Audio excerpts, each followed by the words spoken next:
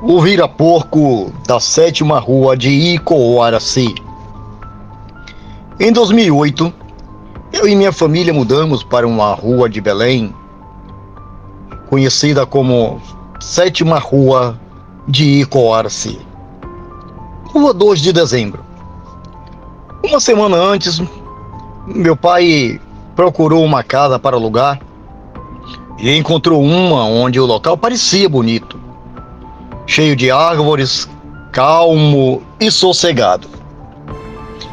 Mas meu pai achou estranho, pois das 3 casas para alugar, todas estavam vazias. Mesmo assim, ele fechou o contrato de aluguel. No dia seguinte, preparamos a mudança e concluímos o processo todo em um dia. Aqui começa a história que decidi enviar para vocês. Chegou a noite e estávamos muito cansados. Caímos logo no sono e quando se aproximou de 1 da madrugada, começamos a ouvir um barulho estranho na casa. Era como se fosse alguém que morasse lá e estivesse fazendo seus afazeres do dia a dia. Andava na casa, jogava panela no chão, corria no corredor e muito mais. Quando meu pai percebeu, tinha uma sombra grande olhando para ele. E essa sombra passou a asfixiar meu pai. Porém, ele começou a fazer orações e aquilo deixou.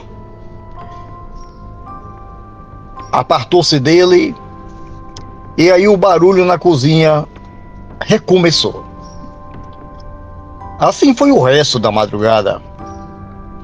Quando amanheceu, não tinha nada no chão, as panelas estavam no lugar, como se nada tivesse acontecido.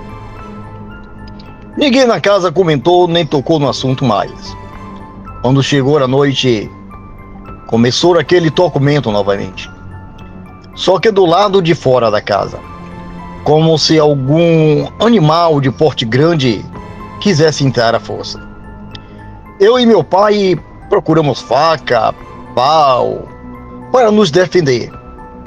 Naquele momento passávamos e pensávamos ser um meliante querendo entrar na casa. Subimos na mesa e olhamos pelo balancinho da casa. Foi quando entramos em contato visual com aquele ser que gelou todo o nosso corpo. Uma reação que nunca mais queremos ter. O que avistamos foi um homem com corpo de porco, com a cabeça de cachorro. Descemos na mesma hora de cima da mesa e ficamos em silêncio. E aquele ser continuou a tentar empurrar a porta. Na época, a gente usava um Nokia, tijolão, e meu pai pegou o celular e chamou a polícia, alegando que estavam tentando arrombar a casa. A polícia chegou bem rápido, pulou o portão que era baixo e entrou no quintal, mas nada foi encontrado. Eu e meu pai saímos da casa e começamos a conversar com o cabo e o soldado que estavam na ocorrência.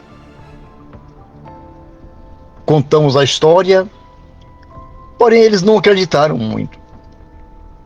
Aí, quando estávamos para ir embora, ouvimos um estalo e um cajueiro.